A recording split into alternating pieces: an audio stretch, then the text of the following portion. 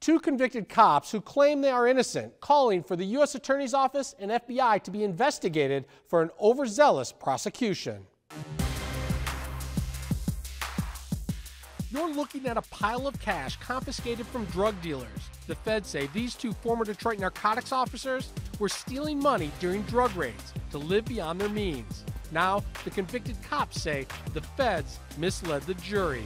This was a case where the FBI and the United States Attorney, along with the Detroit Police Department, set out to prove a narrative and not to actually get to the truth of what was going on. Accusing the government of ignoring evidence the convicted cops say proves they are innocent.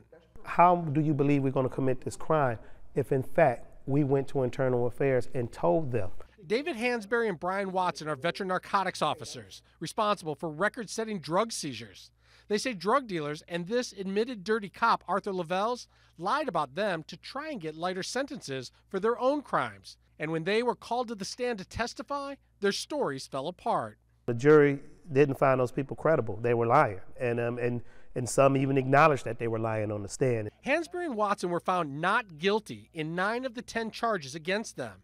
And listen to this. They say the one charge they were convicted of is the result of questionable tactics by police and prosecutors. The job is for any investigator is to get to the truth. Any investigator, and the prosecutor is the gatekeeper.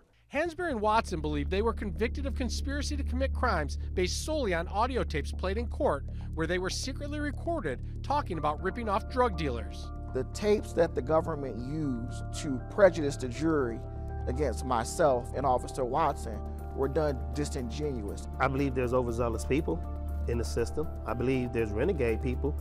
They claim they were intentionally pretending to be dirty cops as part of their job. Our skill set is to emulate criminals.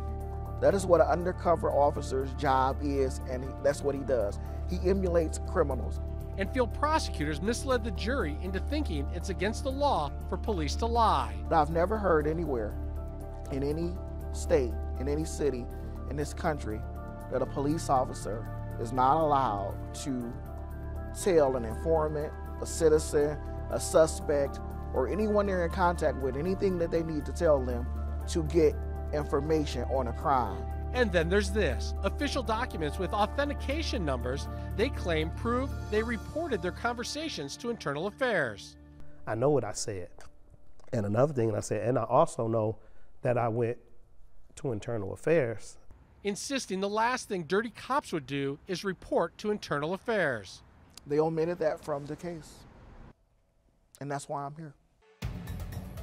It's paperwork they say exonerates them. All the while this was going on, I was always reporting to my supervisor. Paperwork they say prosecutors ignored to get a win. I wouldn't wish this on my worst enemy. But I'm here today to bring truth to power. And that may come as some consequence. But it's the right thing to do.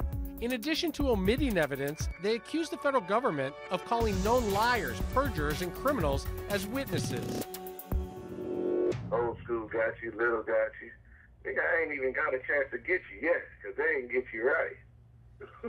You know? You know what I mean? Right. I need to get all that. If I'm going to do it this time. Right. You know what I mean? For real. We need the whole kit and caboodle this time. I knew last time I wasn't going to get that 800,000. I did that my goddamn self. Claiming this government-obtained audio recording contradicts a convicted drug dealer's testimony in court that Hansberry and Watson stole nearly $1 million during a traffic stop.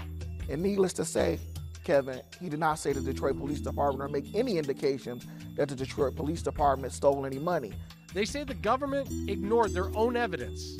I know the FBI knows that, and I know the U.S. Attorney's Office knows it. In court documents, prosecutors deny the recordings exonerate Hansberry and Watson and describe the two as liars and thieves who, instead of fighting drug trafficking, profited from it, calling them thugs who carried badges and further endangered Detroit neighborhoods. There's more than enough evidence to prove that we did not take this money. I stole $1 million right from under. The entire police department knows, and the FBI knows, and the DEA knows, and the U.S. Customs knows, because they all were out there at the scene. And somehow that the United States Attorney went along with this story. The convicted cops know what they are saying could cause them problems. Doing this interview could have consequences. No, we don't know who we might upset. They want the Auditor General and a grand jury to investigate.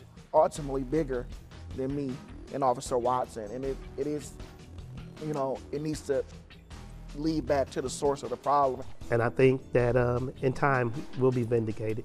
I really do. That's why I'm doing this. I mean, I'm standing here confident that in time I'll be vindicated on this.